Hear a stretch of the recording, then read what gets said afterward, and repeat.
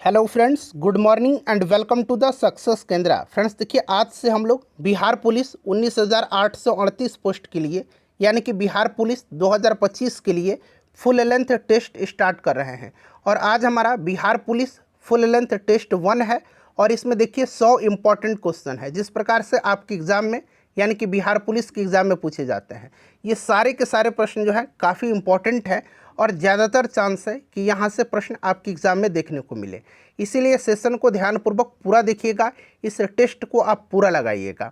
Friends, अगर आप channel पर पहली बार विजिट कर रहे हैं तो चैनल को सब्सक्राइब कर लीजिए और जो बगल में बेल आइकन घंटे का निशान दिख रहा है उसको ज़रूर दबा लीजिएगा, ताकि जब भी बिहार पुलिस 2025 से रिलेटेड कोई भी इम्पॉर्टेंट वीडियो अपलोड किया जाए तो फ्रेंड्स उसका नोटिफिकेशन सबसे पहले आपके पास पहुंच जाए।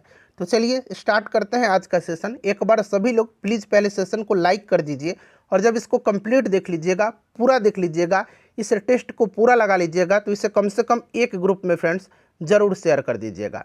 चलिए अब हम लोग स्टार्ट करते हैं। आज के सेशन का पहला प्रश्न पढ़ेंगे। देखिए, पहला प्रश्न ही कितना इंपॉर्टेंट है। पहला प्रश्न क्या पूछा जा रहा है कि निम्नलिखित में से भारत के किस शहर को पूर्व का स्कॉटलैंड कहा जाता है। फ्रेंड्स, अगर आप आंसर पहले से जानते हैं तो आंसर कमेंट करते चलिए, इससे आपका रिवीजन होते चलेगा। और जो भी मैं आपको एक्सप्लेन करके एक्स्ट्रा फैक्ट्स बताऊंगा उससे भी आप ध्यानपूर्वक जरूर सुनिएगा। इससे क्या होगा कि इस तरह से एक प्रश्न के साथ साथ आपके 2 से 3 प्रश्न जो हैं कवर होते चलेंगे। चलिए सब लोग आंसर कमेंट करिए कि निम्नलिखित में से भारत के किस शहर को पूर्व का स्कॉटलैंड कहा जाता है।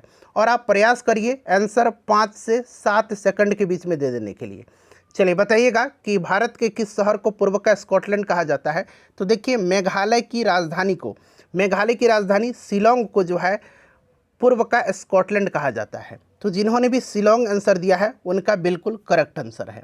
अच्छा, पहाड़ों की रानी किसको कहा जाता है? अगर आपसे पूछा जाए कि पहाड़ों की रानी, ये जो भी पॉइंट मैं आपको बता रहा हूँ ध्यान रखिएगा, पहाड़ों की रानी किसको कहा जाता है? तो पहाड़ों की रानी मसूरी को कहा जाता है। ठीक है ना।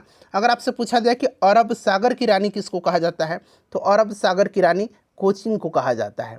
ठीक है ना फ्रेंड्स, ध्यान रखिएगा। अगर आपसे पूछा जाए कि हिंद महासागर की मोती किसको कहा जाता है, तो हिंद महासागर की मोती जो है ये श्रीलंका को कहा जाता है, हिंद महासागर की मोती। अगर आपसे पूछा जाए प्यासी भूमि का देश किसको कहा जाता है, तो प्यासी भूमि का देश कहा जाता है ऑस्ट्रेलिया को। किसको कहा जाता है? ऑस्ट्रेलिया को। एक बार मैं और रिपीट कर देता हूँ। देखिए, पूर्व का स्कॉटलैंड शिलोंग को कहा जाता है, पहाड़ों की रानी मसूरी को कहा जाता है, अरब सागर की रानी कोचीन को कहा जाता है, हिंद महासागर की मोती श्रीलंका को कहा जाता है और प्यासी भूमि का देश ऑस्ट्रेलिया को कहा जाता है। तो सब कुछ आप ध्यान रखिएगा। और देखिए फ्रेंड्स, इसी तरह से जो है हमने ज्ञान बिंदु का बिहार पुलिस का फुल लेंथ टेस्ट कवर कराया हुआ है। मैंने 8 टेस्ट कंप्लीट करा दिया है और आज आपको 9 नंबर टेस्ट भी मिल जाएगा। चलिए देखिएगा कि सोन नदी का उत्पत्ति स्थल अमरकंटक कहाँ है। तो सबसे पहले आप ध्यान दीजिए कि सोन नदी का उत्पत्ति स्थल कहाँ पर है? अमरकंटक है। ठीक है ना, ध्यान रखिएगा, अमरकंटक। क्लियर? अच्छा, आप बताइए अमरकंटक है कहाँ? तो देखिए, सोन नदी का उत्पत्ति स्थल अमरकंटक जो है ये मैकाल पर्वत श्रृंखला पर है और इसी मैकाल पर्वत श्रृंखला से नर्मदा, महानदी और सोन नदियाँ निकलती हैं। इससे भी आप ध्यान रखिएगा। तो ये कहाँ पर है? मैकाल श्रेणी पर। ऑप्शन डी राइट आंसर हो जाएगा। ठीक है, चलिए नेक्स्ट क्वेश्चन है हमारा। देखिए, अगला प्रश्न है कि भारतीय संविधान के उद्देशिका में 42वें संविधान संशोधन द्वारा निम्न में से कौन सा शब्द नहीं जोड़ा गया। प्रश्न को जब भी पढ़िएगा ध्यानपूर्वक पढ़िएगा। अब देखिए, इसमें पूछा गया है कि भारतीय संविधान की उद्देशिका में 42वें संविधान संशोधन द्वारा निम्न में से कौन सा शब्द नहीं जोड़ा गया है। अच्छा, ये जो 42वां संविधान संशोधन है ये हुआ था कब? तो 1976 में। इसको लघु संविधान भी कहा जाता है, ध्यान रखिएगा, इसको लघु संविधान भी कहा जाता है। और मात्र एक बार, अब तक मात्र एक बार जो है इसी संविधान संशोधन के माध्यम से यानी कि 42वें संविधान संशोधन के माध्यम से प्रस्तावना में, जो हमारा प्रस्तावना है उसमें संशोधन हुआ था। और इसमें आपको याद होगा कि समाजवादी, पंथ निरपेक्ष और अखंडता शब्द जोड़ा गया था। इसमें पूछा गया कौन सा शब्द नहीं जोड़ा गया था, तो ये गणराज्य राइट आंसर हो जाएगा, ऑप्शन नंबर डी। ठीक है, चलिए फ्रेंड्स अगला प्रश्न करेंगे। देखिए, भारतीय संविधान का कौन सा अनुच्छेद सहकारी समितियों यानी कि कोऑपरेटिव सोसाइटीज के संवर्धन से संबंधित है? बड़ा ही इंपॉर्टेंट क्वेश्चन है ये। चलिए बताइएगा, कौन सा अनुच्छेद सहकारी समितियों यानी कि कोऑपरेटिव सोसाइटीज के संवर्धन से संबंधित है? तो देखिए भारतीय संविधान में सहकारी समितियों के संवर्धन से संबंधित अनुच्छेद जो है ये आपका कौन सा है? तो ये 43B है। 43B यह अनुच्छेद राज्य को सरकारी समितियों के स्वैच्छिक गठन, स्वायत्त कामकाज, लोकतांत्रिक नियंत्रण और व्यावसायिक प्रबंधन को बढ़ावा देने के लिए प्रोत्साहित करता है। 43B, ठीक है ना। और ध्यान रखना है एक इम्पॉर्टेंट पॉइंट इससे संबंधित मैं बता रहा हूँ, सहकारी समितियों के गठन के अधिकार को स्वतंत्रता के अधिकार, आर्टिकल 19(1) ध्यान रखिएगा, ठीक है ना। एक बार मैं और रिपीट करता हूँ, सहकारी समितियों के गठन के अधिकार को स्वतंत्रता के अधिकार अनुच्छेद 19(1) के रूप में शामिल किया गया है। अगर ये पूछे जाएगा तो आपको ध्यान रखना है, ठीक है। चलिए नेक्स्ट क्वेश्चन हमारा कि कोलंबस ने किस बंदरगाह से अपनी महान यात्रा के लिए प्रस्थान किया था? कोलंबस ने जो है किस बंदरगाह से अपनी महान यात्रा के लिए प्रस्थान किया था?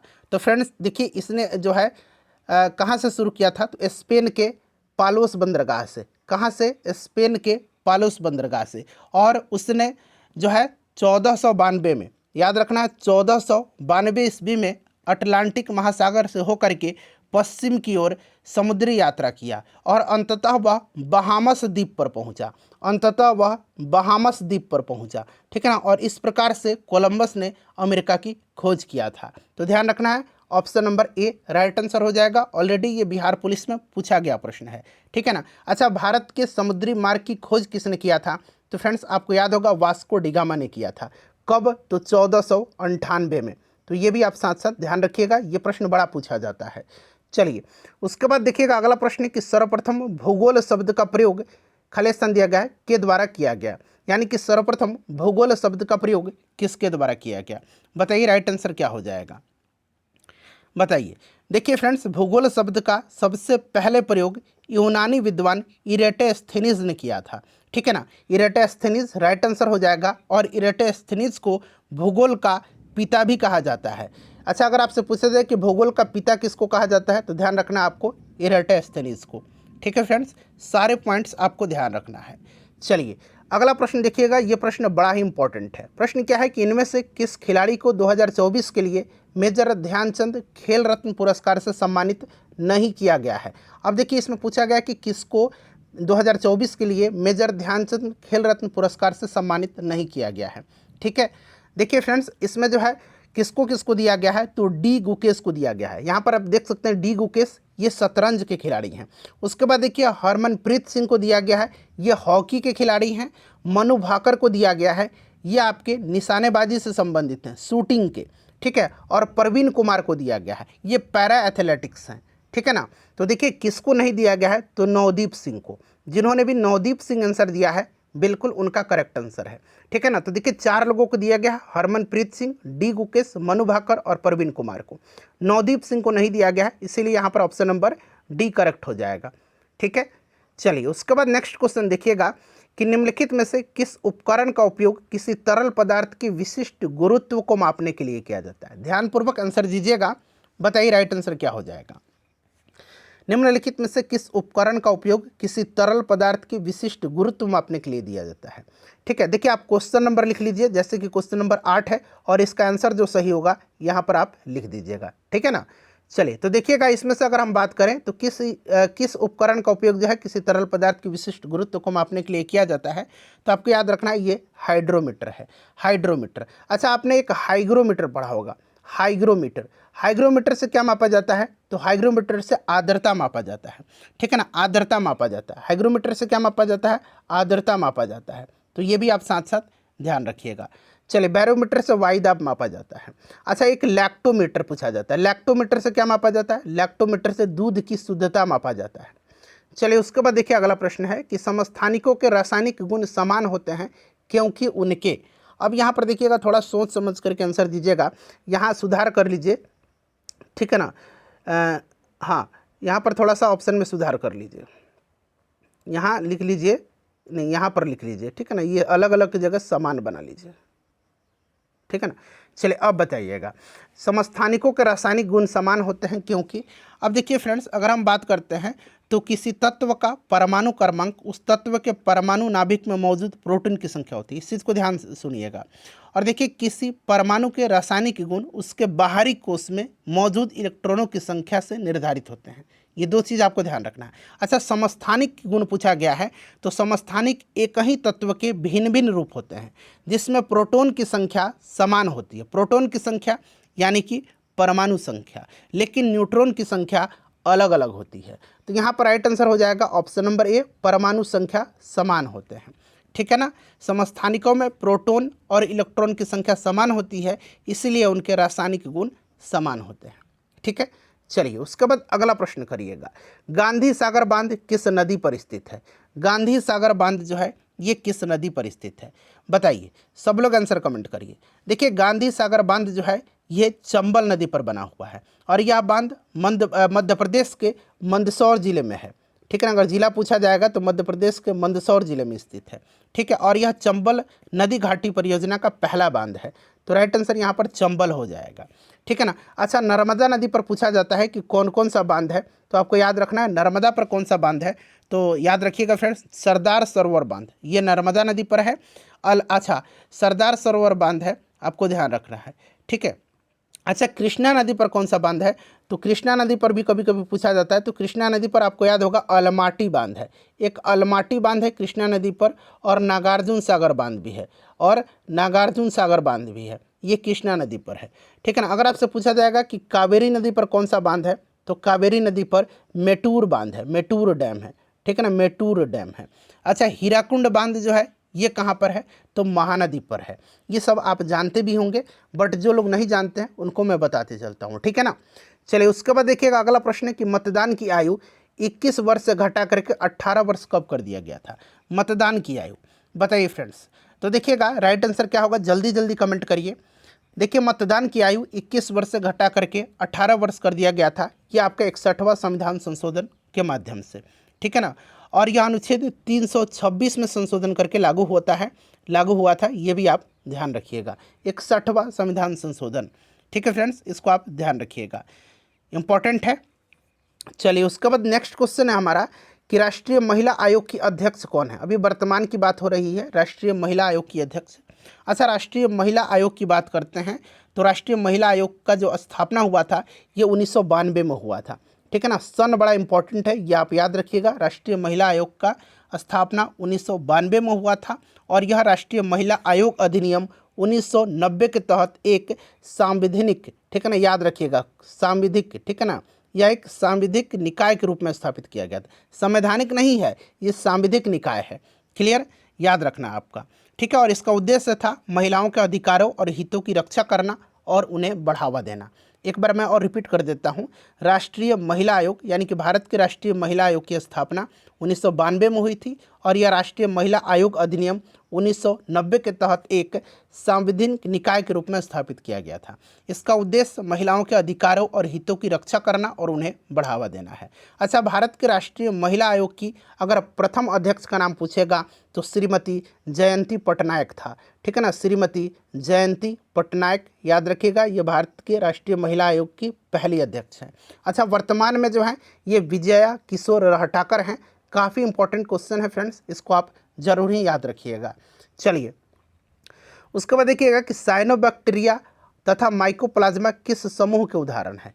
साइंस का क्वेश्चन है, बताइएगा। साइनोबैक्टीरिया को आमतौर पर नीले हरित शैवाल यानी कि ब्लू ग्रीन एल्गी कहा जाता है। ठीक है ना फ्रेंड्स, आपको ध्यान रखना है, क्योंकि यह नीले हरित जो है आपके रंग के वर्णक इसमें होते हैं। क्लियर, ध्यान रखना आपको। और देखिए, ये साइनोबैक्टीरिया और माइकोप्लाज्म जो होते हैं ना, ये आते हैं किसके अंतर्गत? तो फ्रेंड्स, ये मोनेरा जगत के अंतर्गत आते हैं।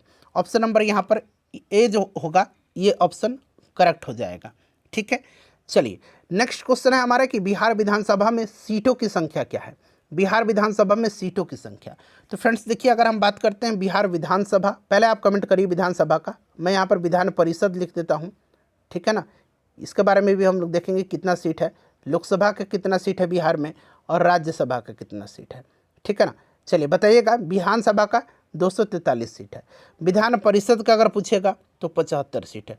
लोकसभा का कितना सीट है? तो लोकसभा का 40 सीट है। राज्यसभा का कितना सीट है? तो 16 सीट है। ये सब आप ध्यान रखिएगा, ठीक है।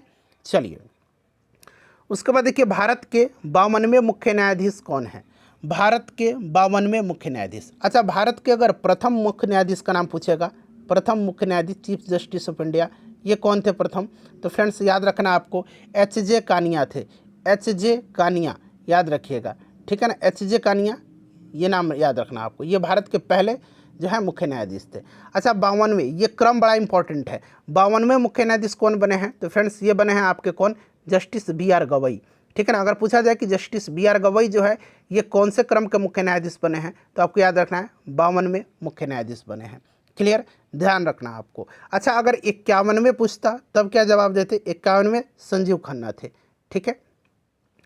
चलिए उसके बाद देखिएगा कि बायोगैस का मुख्य घटक क्या है। आसान सा प्रश्न है बट इम्पॉर्टेंट है।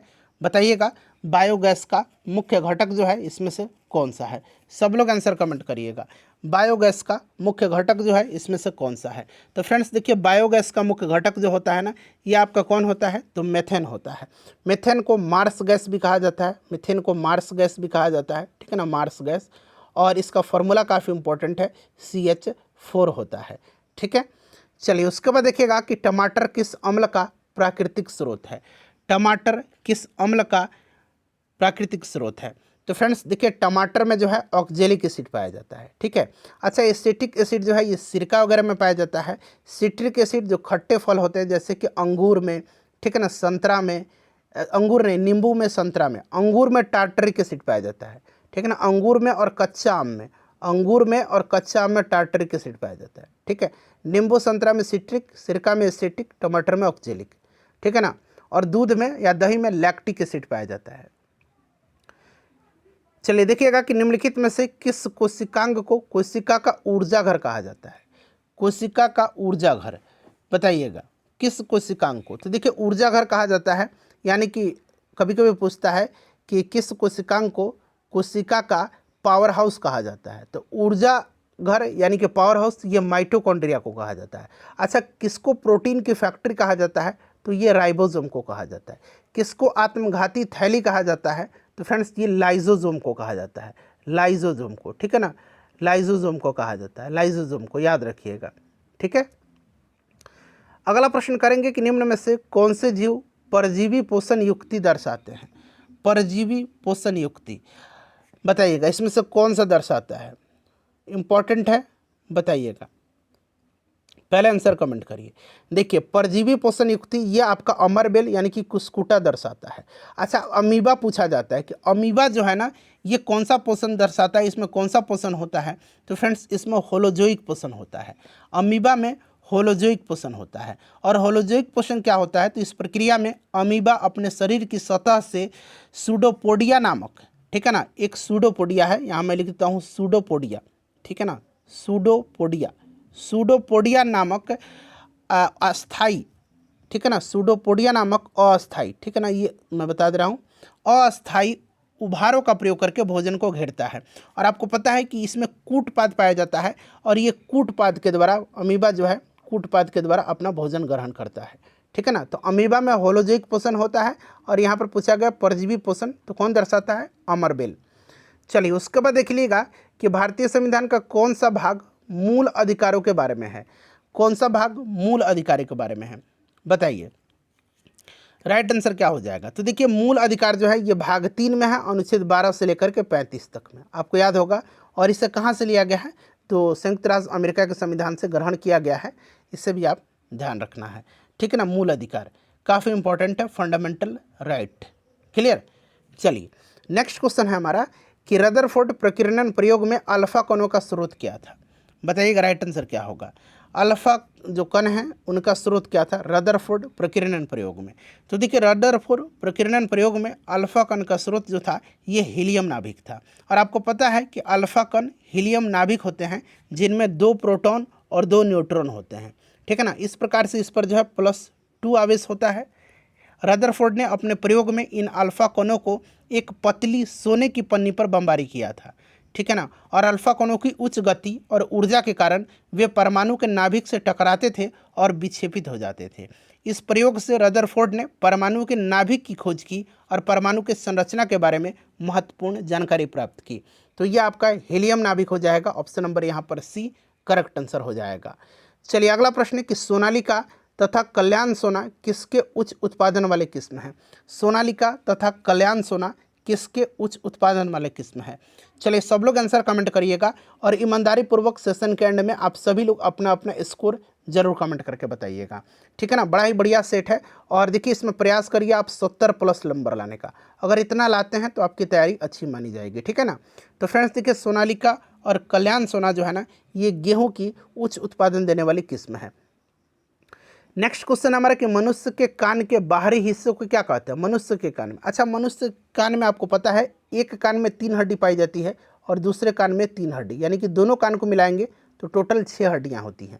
देखिए एक कान में 3 हड्डी में कौन कौन सा होता है, तो एक इनकस पाया जाता है, ठीक है ना, यह हड्डी का नाम है। एक मैलियस पाया जाता है, मैलियस, और एक पाया जाता है स्टेप्स।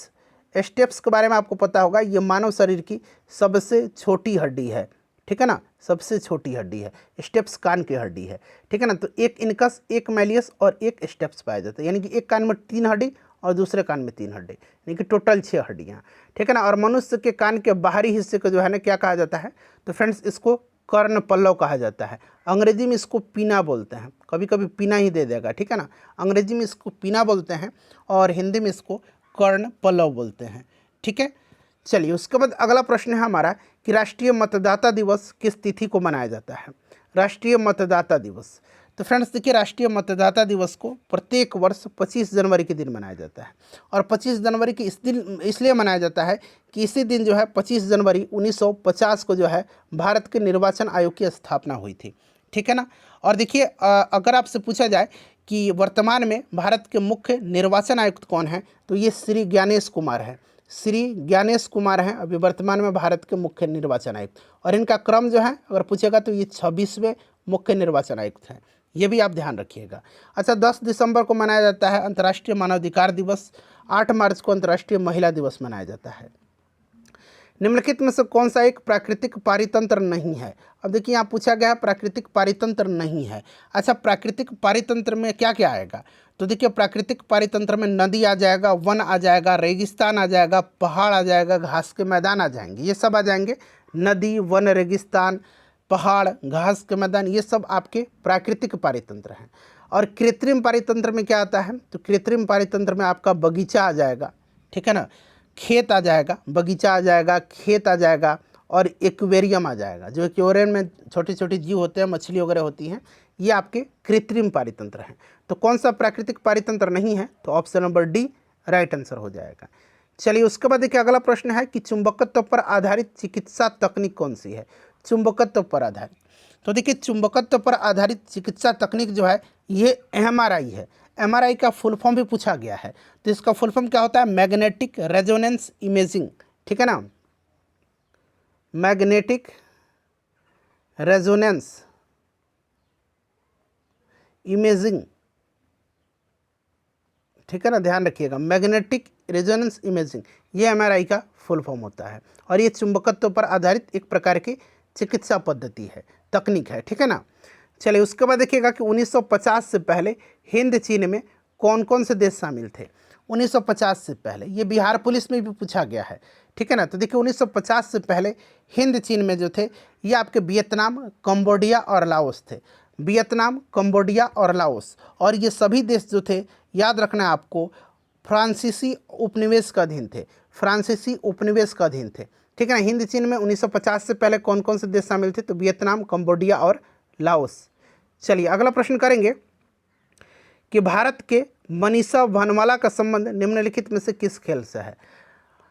बताइए मनीषा भानवाला का संबंध जो है ये किस खेल से है। इंपॉर्टेंट क्वेश्चन है फ्रेंड्स। देखिए मनीषा भानवाला ने जो है हाल ही में आपको याद रखना है एशियाई कुश्ती चैंपियनशिप 2025 में, एशियाई कुश्ती चैंपियनशिप 2025 में इन्होंने स्वर्ण पदक जीता है, इसलिए इनका नाम इंपॉर्टेंट है, ये कुश्ती से संबंधित है, ठीक है।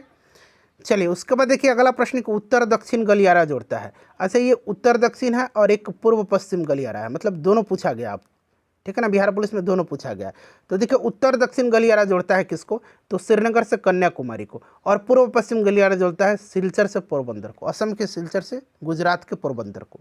ठीक है, तो ये दोनों आपको ध्यान रखना, दोनों बिहार पुलिस के एग्जाम में पूछा गया है। ठीक है, चलिए उसके बाद देखिएगा कि G20 शिखर सम्मेलन 2025 की मेजबानी कौन सा देश करेगा। G20 शिखर सम्मेलन 2025 की मेजबानी, तो 2025 में जो G20 शिखर सम्मेलन होगा ये दक्षिण अफ्रीका के जोहानिसबर्ग में होगा, दक्षिण अफ्रीका के जोहानिसबर्ग में होगा, आपको याद रखना है। अच्छा 2024 वाला अगर पूछेगा कहाँ पर हुआ था, तो 2024 वाला ब्राज़ील के रियो डी जेनेरियो में हुआ था। ठीक है, ये सब आप ध्यान रखिएगा। चलिए उसके बाद देखिए अगला प्रश्न है कि संयुक्त राष्ट्र पर्यावरण कार्यक्रम यूनाइटेड नेशन इन्वायरमेंट प्रोग्राम, संयुक्त राष्ट्र पर्यावरण कार्यक्रम का मुख्यालय कहाँ पर है, UNEP का मुख्यालय कहाँ पर है। अच्छा देखिए UNEP की स्थापना जो है ये 1972 में हुआ था।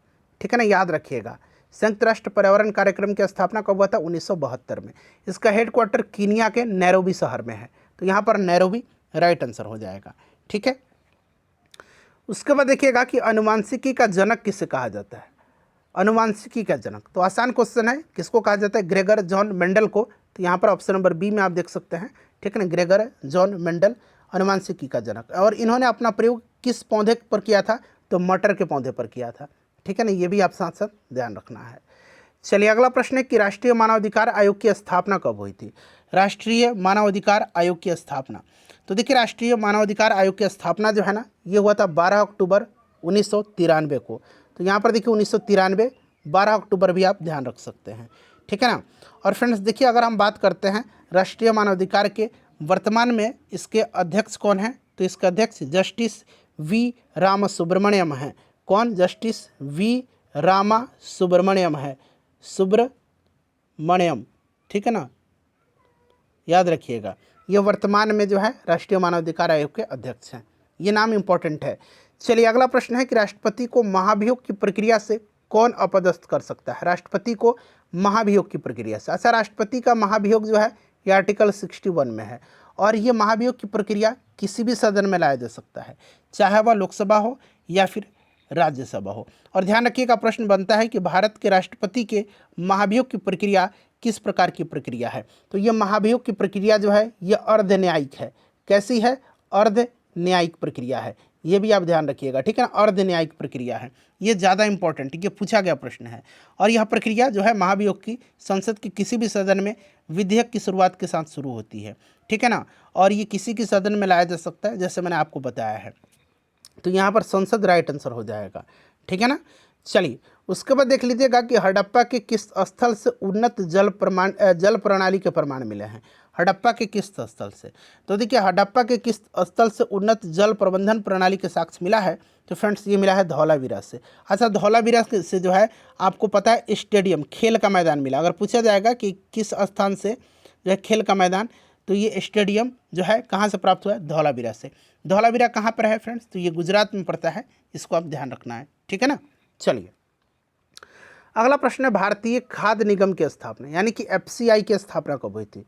ठीक है ना, अगर आपसे पूछा जाए कि भारतीय खाद्य निगम की स्थापना कब हुई थी, तो फ्रेंड्स देखिए इसका स्थापना जो हुई थी ये कब हुई थी, काफ़ी इंपॉर्टेंट है। तो देखिए इसका स्थापना किया गया था 1965 में। ठीक है ना, 1965 में इसका स्थापना हुआ था, ध्यान रखना आपको। और इसका हेडक्वार्टर नई दिल्ली में पड़ता है, इससे भी आप ध्यान रखिएगा, ये इंपॉर्टेंट क्वेश्चन है। चलिए उसके बाद देखिएगा कि अक्षय नवीकरणीय ऊर्जा के स्रोत का उदाहरण कौन सा, अक्षय नवीकरणीय ऊर्जा। देखिए जो अक्षय नवीकरणीय ऊर्जा है ना, उनको ऊर्जा का अपरंपरागत स्रोत भी कहा जाता है, अपरंपरागत, इनको अपरंपरागत स्रोत भी कहा जाता है ऊर्जा का। ठीक है ना, अब बताइएगा, अब अक्षय नवीकरणीय ऊर्जा यानी कि नवीकरणीय ऊर्जा को अपरंपरागत स्रोत ऊर्जा का कहा जाता है। तो प्रश्न अगर आपसे पूछा जाए कि ऊर्जा का अपरंपरागत स्रोत इसमें से कौन से हैं, तो अगर पूछा गया कौन सा है, तो ये सौर ऊर्जा हो जाएगा। सौर ऊर्जा, जल ऊर्जा, पवन ऊर्जा, ये सब जो है अपरंपरागत स्रोत हैं। बाकी देखिए कोयला, पेट्रोलियम और प्राकृतिक गैस ये परंपरागत स्रोत हैं, ये ऊर्जा के परंपरागत स्रोत हैं, यानी कि ये अनवीकरणीय ऊर्जा के स्रोत है, अनवीकरणीय ऊर्जा के स्रोत है ये सब। ठीक है ना, ये तीनों आप देख रहे हैं। ठीक है, तो यहाँ पर पूछा गया अक्षय नवीकरणीय ऊर्जा, तो सौर ऊर्जा हो जाएगा। ठीक है ना, चलिए उसके बाद देख लीजिएगा अगला प्रश्न क्या है कि एक पारितंत्र में सभी हरे पौधे एवं नीलहरित शैवाल जिनमें प्रकाश संश्लेषण की क्षमता होती है किस वर्ग में आते हैं। प्रश्न पढ़ करके ही आप समझ जाइएगा कि एक पारितंत्र में सभी हरे पौधे और नीलहरित शैवाल के बारे में अभी मैंने बताया है, ठीक है ना, जिनमें प्रकाश संश्लेषण की क्षमता होती है। तो जिनमें भी प्रकाश संश्लेषण की क्षमता होगी वो उत्पादक वर्ग में आएंगे, तो वो आएंगे उत्पादक में, ठीक है ना। चलिए उसके बाद देख लीजिए अगला प्रश्न है कि मानचित्र पर बनाई गई वे रेखाएं जो समुद्र से बराबर ऊंचाई वाले स्थानों को मिलाती है क्या कहलाती हैं। देखिए मानचित्र पर बनाई गई वे रेखाएं जो समुद्र से बराबर ऊंचाई वाले स्थानों को दिखाती है, तो जो ऊंचाई वाले स्थानों को दिखाती है फ्रेंड्स उसको क्या कहा जाता है, तो उसको कहा जाता है, बताइएगा, हिंदी में इसको कहा जाता है समोच्च रेखाएं। क्या कहा जाता है, इसको समोच्च रेखाएं कहा जाता है, और अंग्रेजी में इसको कंटूर्स रेखा कहा जाता है। यहाँ पर देखिए कंटूर्स राइट आंसर हो जाएगा, ठीक है। अच्छा आइसोबार आपने पढ़ा होगा, यहाँ पर देख सकते हैं आइसोबार क्या करता है, तो समान वायुमंडलीय दाब वाले स्थानों को मिलाता है, ठीक है ना। यहाँ पर देख सकते हैं आप आइसोहाइट है, तो आइसोहाइट समान वर्षा वाले स्थानों को मिलाता है, समान वर्षा वाले स्थानों को, तो ये भी आप साथ साथ ध्यान रखिएगा, ठीक है। अगला प्रश्न है कि एजरा कप का संबंध किस खेल से है, एजरा कप का संबंध, तो फ्रेंड्स देखिए एजरा कप का संबंध जो है ना ये पोलो से है। किससे फ्रेंड्स, ये पोलो से है एजरा कप का संबंध, ठीक है, एजरा कप का संबंध पोलो से है। चलिए अगला प्रश्न करेंगे कि भारत में स्टॉक एक्सचेंज का नियमन करने वाली बॉडी कौन सी है, नियमन करने वाली संस्था कौन सी है भारत में स्टॉक एक्सचेंज का। तो फ्रेंड्स ये कौन सी संस्था करती है, तो फ्रेंड्स ये सेबी करती है, ठीक है ना। अच्छा सेबी का फुल फॉर्म क्या होता है, तो securities and exchange board of India होता है। इसका स्थापना कब किया गया था, तो देखिए इसका स्थापना किया गया था 1988 में, 1988 में स्थापना किया गया था, परंतु बाद में जो है 30 जनवरी 1992 को जो है इससे संवैधानिक दर्जा प्राप्त हुआ, तो ये भी आप ध्यान रखिएगा। 1988 में इसका स्थापना हुआ था और 1992 में इसको संवैधानिक दर्जा वैधानिक दर्जा प्राप्त हुआ था, ठीक है ना। और फ्रेंड्स ध्यान दीजिएगा सेबी का अभी वर्तमान में अगर पूछा जाएगा आपसे सेबी के अध्यक्ष कौन है, तो वर्तमान में सेबी के अध्यक्ष जो हैं ये तुहिन कांता पांडे हैं, तुहिन कांता पांडे हैं। कौन है, तुहिन कांता पांडे, ये पूछा जाता है सेबी का अध्यक्ष का नाम, ठीक है। पिछले बार भी 2024 में पूछा गया था। उसके बाद देखिएगा कि पीतल किसका मिश्र धातु है। अब देखिए कुछ मिश्र धातु मैं बता रहा हूँ, जैसे कि पीतल का, तो पीतल का क्या हो जाएगा पहले आप कमेंट करिए, ठीक है ना। अच्छा उसके बाद अगर हम कांसा का कहें तो ये आपका हो जाएगा तांबा टीन, ठीक है ना, तांबा और टीन का मिश्रण है, मतलब मिश्र धातु है, ठीक है। अच्छा अगर सोल्डर पूछता है तो सोल्डर किसका मिश्र धातु है, सोल्डर जो है ये टीन और सीसा का मिश्र धातु है, टीन और सीसा का मिश्र धातु है, ठीक है। अगर आपसे पूछा जाए जर्मन सिल्वर, तो जर्मन सिल्वर में सिल्वर नहीं होता, इस चीज़ को ध्यान रखिएगा। जर्मन सिल्वर में तांबा होता है, जस्ता होता है और निकिल होता है, ठीक है ना, और निकल होता है, ध्यान रखना है, ठीक है। तो यहाँ पर पीतल में क्या हो जाएगा, पीतल में आपका तांबा और जस्ता का मिश्रण होता है, तांबा और जस्ता का, ठीक है। ये भी जो मैंने बताया है ये भी आप ध्यान रखना आपको, ठीक है। चलिए उसके बाद नेक्स्ट क्वेश्चन हमारा कि नीले लिटमस को लाल रंग में बदलता है, कौन बदलता है नीले लिटमस को लाल रंग में, बताइए।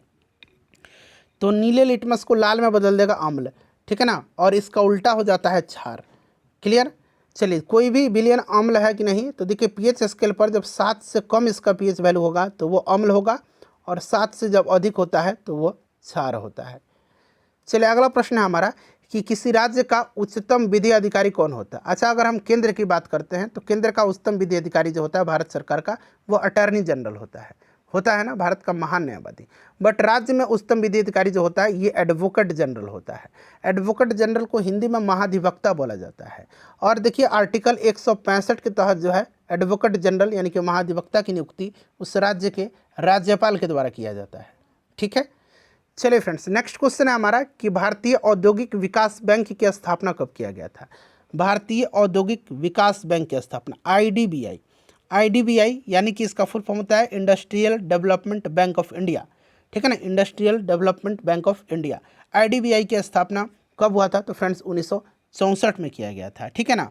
और देखिए फ्रेंड्स ये आरबीआई यानी कि रिजर्व बैंक की पूर्ण स्वामित्व वाली सहायक कंपनी थी, और 1976 में जो है इसका स्वामित्व भारत सरकार को हस्तांतरित कर दिया गया था, ठीक है, इसे भी आप ध्यान रखिएगा।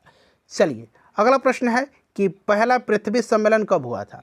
पहला पृथ्वी सम्मेलन। तो देखिए पहला पृथ्वी सम्मेलन कब हुआ था और कहाँ पर हुआ था, तो दोनों ध्यान रखना है। पहला पृथ्वी सम्मेलन हुआ था 1992 में ब्राज़ील के रियो डी जेनेरियो में, ठीक है ना, ब्राज़ील में हुआ था, ब्राज़ील के रियो डी जेनेरियो में, याद रखना आपको, ठीक है।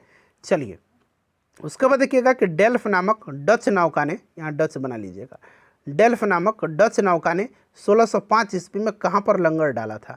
तो सबसे पहले तो आपको याद रखना है ये डेल्फ जो था ना ये डच नौका था, जो कि कब लंगर डाला था, 1605 में।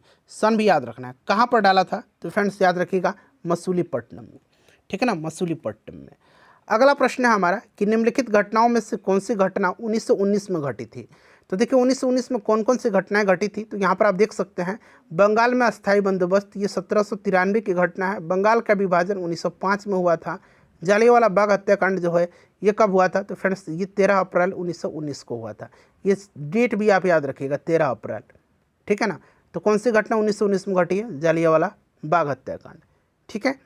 चलिए उसके बाद नेक्स्ट क्वेश्चन हमारा कि कांग्रेस का प्रथम अधिवेशन 1885 में मुंबई में व्योमेश चंद्र बनर्जी की अध्यक्षता में हुआ था। उस समय भारत का वायसराय कौन था। अब देखिए मुंबई में पहला अधिवेशन हुआ था भारतीय राष्ट्रीय कांग्रेस का, कब हुआ था, 1885 में, किसके अध्यक्षता में, तो WC बनर्जी यानी कि व्योमेश चंद्र बनर्जी की अध्यक्षता में। क्लियर, 72 प्रतिनिधियों ने इसमें हिस्सा लिया था और उस समय वायसराय लॉर्ड डफरिन था। कौन था, लॉर्ड डफरिन। इसी के समय भारतीय राष्ट्रीय कांग्रेस का स्थापना हुआ था, ठीक है ना। चलिए उसके बाद देखिए संविधान के किस अनुच्छेद में अल्पसंख्यकों के हितों की संरक्षण की व्यवस्था है, बताइएगा किस अनुच्छेद में। तो फ्रेंड्स देखिएगा यहाँ पर अनुच्छेद 32 में क्या है, तो संवैधानिक उपचारों का अधिकार है, ठीक है ना। बाबा साहब अम्बेडकर ने इसी को संविधान की आत्मा भी कहा है। अनुच्छेद 29 यहाँ पर करेक्ट आंसर हो जाएगा, ठीक है ना। अनुच्छेद 19 में स्वतंत्रता का अधिकार है और अनुच्छेद 24 में जो है, अनुच्छेद 14 में जो है कानून के समक्ष समानता और कानूनों के समान संरक्षण प्रदान करता है। तो यहाँ पर ऑप्शन बी राइट आंसर हो जाएगा। नेक्स्ट क्वेश्चन है कि निम्नलिखित में से यौगिक कौन सा है। इसमें से यौगिक बताना है आपको कौन सा है, फटाफट बताइए इसमें से यौगिक कौन सा है। तो फ्रेंड्स देखिए इसमें से यौगिक जो है ना ये आपका अमोनिया है। अच्छा अमोनिया का फॉर्मूला भी कभी कभी पूछा जाता है, तो ये NH3 होता है, ये भी आप साथ साथ ध्यान रखना आपको, ठीक है। चलिए नेक्स्ट क्वेश्चन है हमारा कि बम्बई में नाविक विद्रोह की शुरुआत कब हुई थी। बम्बई में नाविक विद्रोह की शुरुआत, तो देखिए नाविक विद्रोह जो हुआ था ना ये 18 फरवरी 1946 को हुआ था और यह विद्रोह ब्रिटिश नौसैनिक अड्डे, यहाँ पर मैं लिख देता हूँ HMIS, ठीक है ना, HMIS तलवार, ठीक है ना, ध्यान रखना आपको। मुंबई में नौसैनिक विद्रोह जो है यानी कि रॉयल इंडियन नेवी रिवोल्ट, यह 18 फरवरी 1946 को हुआ था। ये डेट बड़ा इंपॉर्टेंट है, कहाँ पर हुआ था, तो मुंबई में, याद रखना है, ठीक है ना। और यह विद्रोह ब्रिटिश नौसैनिक अड्डे HMIS तलवार के भारतीय नौसैनिकों के द्वारा किया गया था, जो खराब भोजन और नस्लीय भेदभाव सहित अपनी स्थितियों के विरोध में थे ये लोग, ठीक है। ये डेट इंपॉर्टेंट है, बड़ा और सन याद रखिएगा, कहाँ पर, तो बम्बई में, ठीक है। चलिए रेशम कीट पालन का वैज्ञानिक नाम, रेशम कीट पालन का, अच्छा रेशम कीट पालन का वैज्ञानिक नाम पहले बताइए। तो ये सेरीकल्चर होता है। मधुमक्खी पालन का एपीकल्चर, केचुआ का वर्मीकल्चर होता है, निश्चित है। चलिए अगला प्रश्न कि सामाजिक अनुबंध सिद्धांत के प्रणेता कौन है। सामाजिक अनुबंध सिद्धांत बताइए, सामाजिक अनुबंध सिद्धांत के प्रणेता कौन है। तो फ्रेंड्स ये हॉब्स भी हैं, लॉक भी है और रूसो भी हैं। तो सभी विकल्प यहाँ पर सही हो जाएगा, ऑप्शन डी यहाँ पर करेक्ट आंसर हो जाएगा, ठीक है। चलिए अगला प्रश्न कर लेंगे कि हाल ही में देखिए भारत के किन 2 शहरों को यूनेस्को द्वारा wetland cities of the world की सूची में जोड़ा गया है। बड़ा इंपॉर्टेंट क्वेश्चन है। हाल ही में जो है किन 2 शहरों को यूनेस्को द्वारा wetland cities of the world की सूची में जोड़ा गया है। तो देखिए इंदौर और उदयपुर को, इंदौर और उदयपुर, देखिए यहाँ पर इंदौर और उदयपुर को जो है रामसर अभिसमय के तहत आर्द्रभूमि शहर यानी कि वेटलैंड सिटी के रूप में मान्यता प्राप्त करने वाले पहले 2 भारतीय शहर बन गए, ठीक है। ये शहर दोनों इंपॉर्टेंट है, याद रखिएगा, ठीक है ना। चलिए अगला प्रश्न है भारतीय संविधान की कौन सी अनुसूची दल बदल से संबंधित प्रावधान से संबंधित है, दल बदल से, ठीक है ना, दल बदल से संबंधित कौन सा अनुसूची है। तो फ्रेंड्स देखिए कौन सा अनुसूची है, तो ये आपकी 10वीं अनुसूची है, ठीक है ना, दल बदल से संबंधित 10वीं अनुसूची है और इसे 1985 में 52वां संविधान संशोधन, 1985 में जो है 1985 में 52वां संविधान संशोधन अधिनियम के द्वारा जोड़ा गया था। इस अनुसूची में दल बदल के आधार पर संसद और राज्य विधानसभाओं के सदस्यों की अयोग्यता से संबंधित प्रावधान है, ठीक है। चलिए अच्छा यहाँ पर अगर पूछा जाए आपसे कि 9वीं अनुसूची में क्या है, तो 9वीं अनुसूची भूमि सुधार से संबंधित है। 7वीं अनुसूची में जो है केंद्र और राज्य के बीच शक्तियों का विभाजन है, और इसी में जो है संघ सूची, राज्य सूची और समवर्ती सूची का प्रावधान है। ठीक है ना। चौथी अनुसूची क्या है, तो चौथी अनुसूची में आपको याद रखना है, इसमें राज्यसभा में सीटों का आवंटन है। ठीक है, चलिए ऑप्शन यहाँ पर बी राइट आंसर हो जाएगा, 10वीं। चलिए उसके बाद देखिए, निम्नलिखित में से कौन झारखंड का पहला रामसर साइट है। अच्छा, बिहार का पहला रामसर साइट जो है ये कांवर झील है, आपको याद होगा बेगूसराय वाला कांवर झील। वर्तमान में बिहार में 3 रामसर स्थल हो गए हैं, एक कांवर झील है, एक नागी है जमुई का, और एक नकटी है जमुई का। नागी, नकटी और आपका कांवर लेक, ये 3 रामसर स्थल हो गए हैं।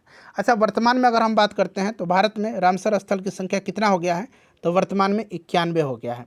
ठीक है ना, रामसर स्थल अभी वर्तमान में 91 हो गए हैं, इसको भी आप ध्यान रखना है।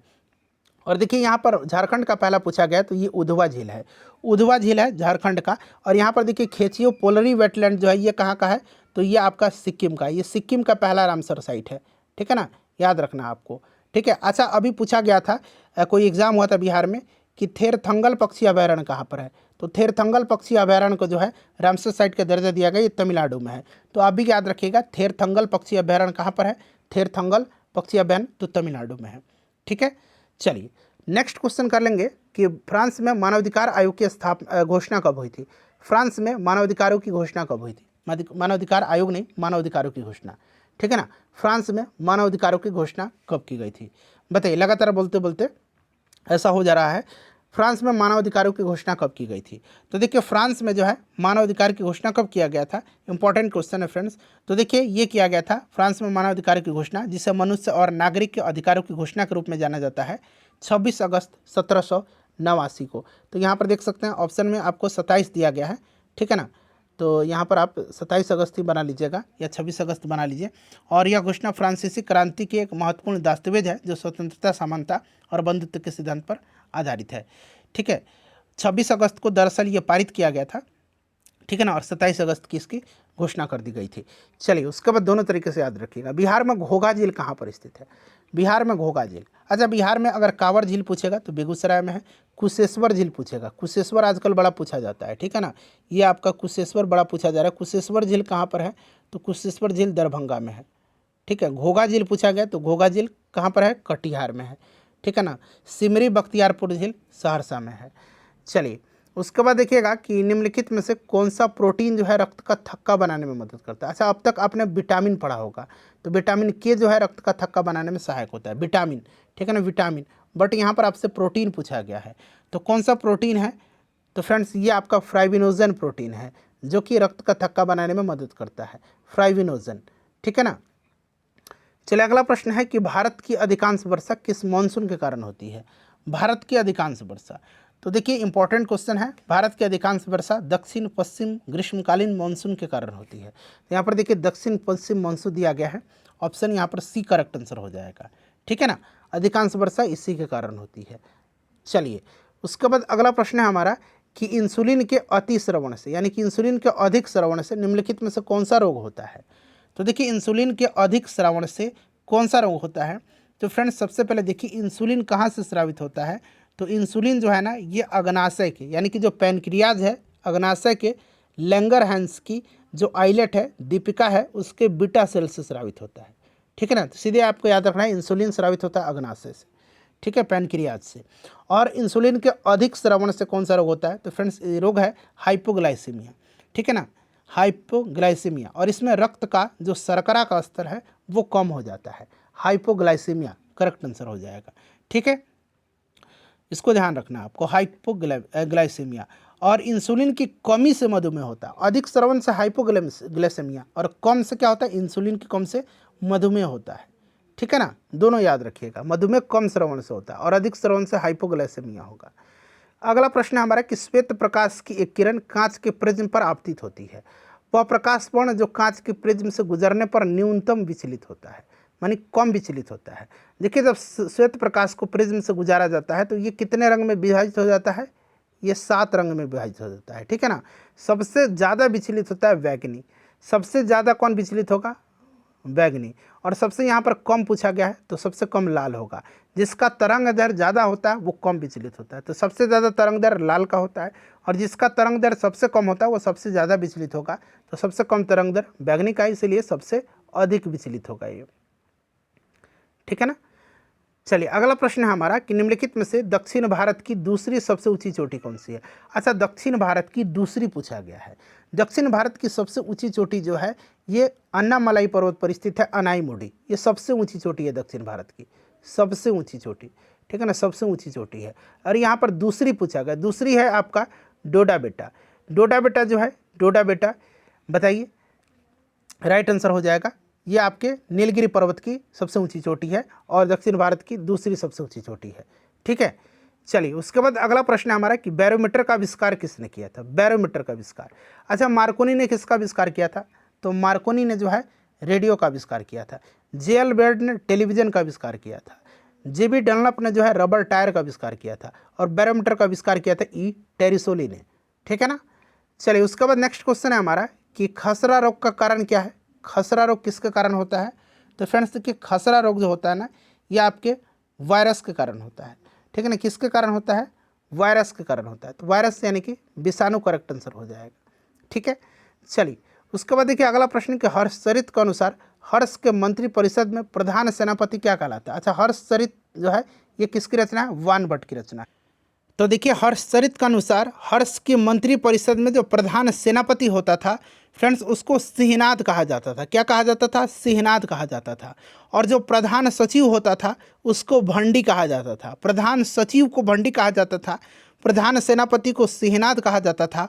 अश्व सेना का जो प्रधान होता था उसको कुंतल कहा जाता था, अश्व सेना के प्रधान को।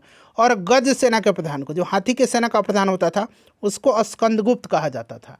तो ये सारे पॉइंट्स आप ध्यान रखिएगा, ठीक है ना। चलिए तो राइट आंसर हो जाएगा ऑप्शन नंबर बी, सिंहनाद, ठीक है ना। चलिए अगला प्रश्न कर लेंगे। नेक्स्ट क्वेश्चन क्या है हमारा कि 10 कुमार चरित्र के लेखक कौन है। 10 कुमार चरित्र के लेखक कौन है। तो फ्रेंड्स 10 कुमार चरित्र को लिखा है किसने, जल्दी से बताइए। तो फ्रेंड्स ये लिखा है आपका दंडी ने, ठीक है ना। और पाणिनि का क्या है, अष्टाध्यायी जो है पाणिनि की रचना है, ठीक है। चलिए उसके बाद नेक्स्ट क्वेश्चन हमारा कि एक्वेरिन 2025 सैन्य अभ्यास किन दो देशों के बीच आयोजित किया गया। तो देखिए एक्वेरिन जो है ना, ये किसके किसके बीच का सैन्य अभ्यास है। तो एक्वेरिन भारत और मालदीव के बीच का सैन्य अभ्यास है, ठीक है ना। एक्वेरिन जो है भारत और मालदीव के बीच का सैन्य अभ्यास है। और देखिए फ्रेंड्स इसका आयोजन फरवरी 2025 में किया गया था और मालदीव में इसका आयोजन किया गया था, ठीक है। 13वां संस्करण था इसका, यह भी आप साथ साथ ध्यान रखिएगा। चलिए नेक्स्ट क्वेश्चन करेंगे कि किस लेखक को हिंदी भाषा के लिए साहित्य अकादमी पुरस्कार 2024 से सम्मानित किया गया है। हिंदी भाषा के लिए, ठीक है ना। देखिए साहित्य अकादमी पुरस्कार की बात करते हैं तो यह पुरस्कार 24 भाषाओं के लिए दिया जाता है, ठीक है ना फ्रेंड्स, इसको आप ध्यान रखिएगा और काफ़ी इंपॉर्टेंट है। और देखिए फ्रेंड्स इसमें से जो है इस साल हिंदी के लिए किसको दिया गया है, तो गगन गिल को दिया गया है। गगन गिल को उनकी कृति मैं जब तक आई बाहर, मैं जब तक आई बाहर के लिए मिला है, ठीक है ना। गगन गिल को हिंदी में, ठीक है ना, गगन गिल को हिंदी में मिला है, इंपॉर्टेंट है, इसको आप ध्यान रखिएगा। और देखिए ये जो आपका साहित्य अकादमी पुरस्कार है 1954 में संस्कृति मंत्रालय के तहत ये जो है स्थापना किया गया था इसके 1954 में, ठीक है। इंग्लिश में अगर पूछा जाएगा कि अंग्रेजी के लिए किसको दिया गया, तो अंग्रेजी के लिए दिया गया ईस्टरिन कीरे को, ठीक है ना। यहाँ मैं लिख देता हूँ ईस्टरिन कीरे को दिया गया, ईस्टरिन कीरे को, ठीक है ना। ईस्टरिन कीरे को अंग्रेजी के लिए दिया गया है। हिंदी के लिए मैंने बता दिया गगन गिल को दिया गया है, ठीक है ना। और अगर आपसे पूछा जाए कि मैथिली के लिए किसको दिया गया है, तो महेंद्र मलंगिया को मैथिली के लिए दिया गया है। संस्कृत के लिए किसको दिया गया है, अगर संस्कृत पूछेगा तो संस्कृत के लिए भी आपको ध्यान रखना है। संस्कृत के लिए दीपक कुमार शर्मा को दिया गया, दीपक कुमार शर्मा को संस्कृत के लिए, मैथिली के लिए महेंद्र मलंगिया को, हिंदी के लिए गगन गिल को और अंग्रेजी के लिए ईस्टरिन कीरे को, ठीक है। चलिए अगला प्रश्न करेंगे कि जैन धर्म का जो 5वां महाव्रत है ब्रह्मचर्य, ये किस तीर्थंकर ने जोड़ा था। बताइए जैन धर्म के 5 महाव्रत हैं। सबसे पहले याद रखिएगा अहिंसा, सत्य, अस्तेय, ठीक है ना। यहाँ मैं लिख देता हूँ, 5 लिख देता हूँ, अहिंसा, सत्य, अस्तेय, अपरिग्रह, अपरिग्रह और 5वां जो है ये आपका कौन सा है, 5वां आपका हो जाएगा ब्रह्मचर्य, ठीक है ना, ब्रह्मचर्य। तो यहाँ पर देख लीजिएगा अहिंसा, सत्य, अस्तेय, अपरिग्रह और ब्रह्मचर्य, और ब्रह्मचर्य को जोड़ा था महावीर जी ने, ठीक है ना। वर्धमान महावीर ने जोड़ा था, इसको आप याद रखिएगा, ठीक है, महावीर स्वामी ने जोड़ा था। चलिए उसके बाद नेक्स्ट क्वेश्चन है हमारा कि विश्व खुशहाली सूचकांक 2025 में वर्ल्ड हैप्पीनेस इंडेक्स जो है इसमें भारत का स्थान क्या है, बताइए। अच्छा देखिए, इसमें भारत का स्थान जो है 118वां है और प्रथम स्थान पर जो है फिनलैंड है। तो कौन सा कंट्री पहले स्थान पर है? फिनलैंड है। फिनलैंड ये कई साल से जो है प्रथम स्थान पर रहते आ रहा है फिनलैंड, और भारत का स्थान इसमें 118वां है, ठीक है। चलिए उसके बाद नेक्स्ट क्वेश्चन हमारा कि निम्नलिखित में से कौन सा भारत का पहला समाचार पत्र है, बताइए। राइट आंसर क्या हो जाएगा? भारत का पहला समाचार पत्र। तो भारत का जो पहला समाचार पत्र है ना, ये आपका कौन सा है? बंगाल गजट है। बंगाल गजट करेक्ट आंसर हो जाएगा। बंगाल गजट ये किसका है? जेम्स अगस्टस हिक्की का है। इसे 1780 में जो है 1780 में जेम्स अगस्टस हिक्की ने प्रकाशित किया था, ठीक है ना, ध्यान रखिएगा। बंगाल गजट। अच्छा, संवाद कौमुदी किसकी है? राजा राम मोहन राय की है। सोम प्रकाश किसका है? तो ईश्वर चंद्र विद्यासागर का है। और द पॉइनियर किसका है? तो द पॉइनियर याद रखिएगा, द पॉइनियर जो है ये जॉर्ज एलन का है। किसका है? जॉर्ज एलन का है, ये भी आप ध्यान रखिएगा, ठीक है। चलिए उसके बाद अगला प्रश्न है कि एक अश्वशक्ति में कितना वाट होता है? एक अश्वशक्ति में कितना वाट होता है? तो फ्रेंड्स ये 746 वाट, ठीक है ना। चलिए उसके बाद देखिए अगला प्रश्न कि विश्व का सबसे बड़ा नदी द्वीप इनमें से कौन सा है? विश्व का सबसे बड़ा नदी द्वीप जो है कौन सा है? तो फ्रेंड्स ये असम का माजुली द्वीप है। ये ब्रह्मपुत्र नदी में है, आपको ध्यान रखना है, ठीक है ना। माजुली द्वीप असम में पड़ता है। देखिएगा मतदाता सूची को आमतौर पर क्या कहा जाता है? मतदाता सूची को आमतौर पर क्या कहा जाता है? तो फ्रेंड्स इसको कहा जाता है क्या? वोटर्स लिस्ट कहा जाता है, वोटर्स लिस्ट, ठीक है। मतदाता सूची निर्वाचन आयोग के द्वारा तैयार किया जाता है। राज्य के राज्यपाल को अध्यादेश जारी करने की शक्ति प्रयुक्त की जा सकती है। राज्य के राज्यपाल को अध्यादेश जारी करने की शक्ति प्रयुक्त की जा सकती है। तो राज्य के राज्यपाल को जो है आर्टिकल 213 के तहत जो है यह शक्ति प्रदान किया गया है अध्यादेश जारी करने की, और ये राज्य सूची पर है, ठीक है। चलिए उसके बाद देखिएगा कि भारतीय संविधान का अनुच्छेद 368 का संबंध है। भारतीय संविधान का जो अनुच्छेद 368 है, भाग 3 में अनुच्छेद 368 है, इसका संबंध जो है किससे है? तो फ्रेंड्स संविधान संशोधन प्रक्रिया से है। तो यहाँ पर देखिए संविधान संशोधन राइट आंसर हो जाएगा, ठीक है। भाग भी याद रखिएगा, भाग 20 में संविधान संशोधन है, और अनुच्छेद पूछेगा तो अनुच्छेद 368 में। अगला प्रश्न कि अध्यक्षात्मक सरकार का सर्वे सर्वा कौन होता है?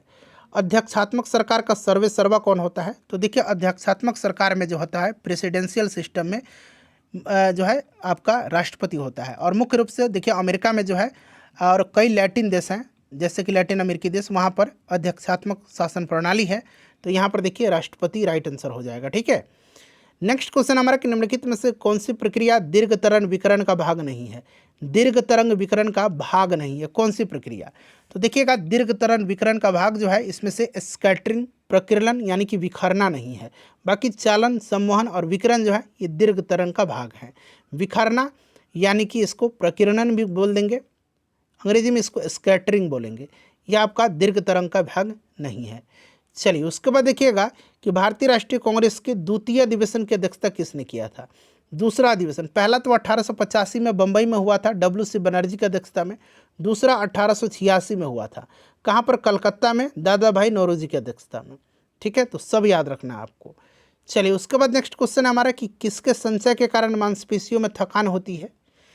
किसके संचय के कारण मांसपेशियों में थकान होती है? तो फ्रेंड्स ये लैक्टिक एसिड के संचय के कारण होती है। लैक्टिक एसिड यहाँ पर राइट आंसर जिन्होंने भी दिया है हो जाएगा, ठीक है। चलिए देखिएगा किस भारतीय निशानाबाज ने ISSF 2025 वर्ल्ड कप म्यूनिख में हुआ था ये, ठीक है ना, उसमें 10 मीटर एयर पिस्टल में स्वर्ण पदक जीता है। किस भारतीय निशानेबाज ने ISSF 2025 वर्ल्ड कप म्यूनिख में 10 मीटर एयर पिस्तौल प्रतियोगिता में स्वर्ण पदक जीता है? तो फ्रेंड्स ये जीता है किसने? सुरुचि सिंह ने जीता है। ये नाम याद रखिएगा, सुरुचि सिंह ने जीता है, ठीक है ना। नेक्स्ट क्वेश्चन है कि 76वें गणतंत्र दिवस परेड में किस राज्य की झांकी को प्रथम पुरस्कार मिला था? 76वां ये इस बार का गणतंत्र दिवस था। मुख्य अतिथि कौन थे? तो इंडोनेशिया के महामहिम थे, इंडोनेशिया के राष्ट्रपति थे, ठीक है, प्रबोवो सुबियांतो। और इसमें जो है किस राज्य की झांकी को प्रथम पुरस्कार मिला है? तो फ्रेंड्स ये उत्तर प्रदेश का झांकी है, इसको ध्यान रखिएगा। और थीम क्या था इस बार का? तो स्वर्णिम भारत विरासत और विकास, ठीक है, स्वर्णिम भारत विरासत और विकास। चलिए उसके बाद देखिएगा कि ऑप्टिकल फाइबर का आविष्कार किसने किया था? ऑप्टिकल फाइबर का आविष्कार तो फ्रेंड्स देखिए ऑप्टिकल फाइबर का आविष्कार जो है नरेंद्र कपानी ने किया है। ठीक है, ध्यान रखिएगा, नरेंद्र कपानी। ये बिहार पुलिस में पिछले बार पूछा गया है। नेक्स्ट क्वेश्चन हमारे, कौन सा ज्वालामुखी क्षेत्र जो है 10,000 धुआंरों की घाटी के नाम से जाना जाता है? 10,000 धुआंरों की घाटी के नाम से किस ज्वालामुखी क्षेत्र को जाना जाता है? तो फ्रेंड्स ये ज्वालामुखी है कटमई ज्वालामुखी। कटमई ज्वालामुखी कहाँ पर है फ्रेंड्स? तो कटमई ज्वालामुखी जो है ये अलास्का में पड़ता है। कोटोपैक्सी कहाँ पर पड़ता है? तो कोटोपैक्सी जो है ये आपका इक्वाडोर में पड़ता है। ठीक है ना। माउंट एटना इटली में पड़ता है और माउंट मेरापी इंडोनेशिया में है। ठीक है, देखिएगा कि निम्नलिखित में से इसरो के वर्तमान अध्यक्ष कौन है? इसरो के वर्तमान अध्यक्ष कौन है? तो देखिए इसरो के वर्तमान अध्यक्ष जो हैं ये वी नारायण को, अभी जो है डॉक्टर वी नारायण को इसरो का 11वां अध्यक्ष चुना गया है। ठीक है ना, ध्यान रखिएगा, इसरो का 11वां अध्यक्ष बने हैं डॉक्टर वी नारायणन। चलिए उसके बाद देखिएगा कि निम्नलिखित में से कौन सा ब्रिक्स का 10वां सदस्य देश बना है? ब्रिक्स का 10वां आधिकारिक तौर पर जो सदस्य देश बना है वो कौन सा है? तो फ्रेंड्स ये आपका इंडोनेशिया ब्रिक्स का 10वां सदस्य देश बना है। ठीक है, चलिए नेक्स्ट क्वेश्चन है हमारा कि बोस्टन टी पार्टी की घटना कब हुई थी? बोस्टन चाय पार्टी की घटना। तो फ्रेंड्स देखिए इसको अमेरिकी स्वतंत्रता संग्राम का तात्कालिक कारण माना जाता है। अगर पूछा जाएगा कि अमेरिकी स्वतंत्रता संग्राम का तात्कालिक कारण क्या था, तो बोस्टन टी पार्टी थी। बोस्टन टी पार्टी में क्या हुआ था कि 342 चाय की पेटी को फेंका गया था और ये घटना हुई थी कब की? तो फ्रेंड्स ये 16 दिसंबर 1773 की घटना है। 16 दिसंबर, डेट भी याद रखिएगा, 16 दिसंबर 1773 की घटना है। और बोस्टन टी पार्टी का जो नायक था उसका नाम क्या था? तो सैमुअल एडम था, सैमुअल एडम्स। ठीक है ना, सैमुअल एडम्स, तो याद रखिएगा ये। देखिएगा किस वर्ष लिवरपूल और मैनचेस्टर के मध्य जॉर्ज स्टीफेंसन ने रेलवे चलाई? किस वर्ष जो है लिवरपूल और मैनचेस्टर के मध्य जो है जॉर्ज स्टीफेंसन ने रेलवे चलाई? तो फ्रेंड्स ये 1830 में चलाया था। 1830 में। इंपॉर्टेंट क्वेश्चन है ये, एनसीईआरटी का क्वेश्चन है, इसको ध्यान रखना आपको। ठीक है, चलिए उसके बाद देखिएगा कि निम्नलिखित में से प्रेम शब्द का पर्यायवाची नहीं है, प्रेम का। तो देखिए प्रेम का प्रणय है, अनुराग है, प्रीति है, घृणा नहीं है इसमें से, तो घृणा हो जाएगा, पर्यायवाची शब्द नहीं है प्रेम का। ठीक है ना। चलिए उसके बाद देख लीजिएगा कि साहित्यिक का शुद्ध शब्द होगा, मतलब साहित्यिक कैसे लिखा जाएगा? जल्दी एक बार ट्राई करिए, तो इसमें से राइट आंसर क्या होगा कमेंट करिए। तो देखिए साहित्यिक कैसे लिखेंगे? तो साहित्यिक को इस प्रकार से लिखा जाता है। तो ये कौन सा ऑप्शन में दिया गया है? ऑप्शन ए में।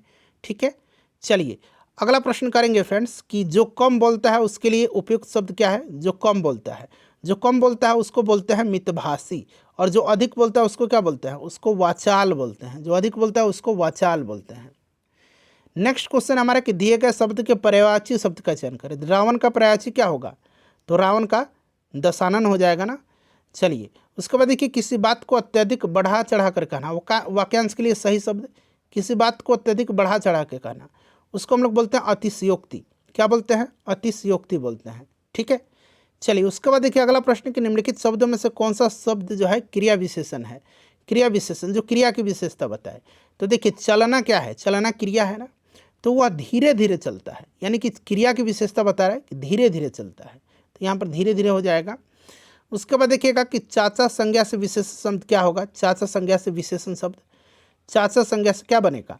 विशेषण, चचेरा बन जाएगा, चचेरा राइट आंसर हो जाएगा। उसके बाद देखिएगा कि तंजौर के राजराजेश्वर शिव मंदिर का निर्माण किसने करवाया था?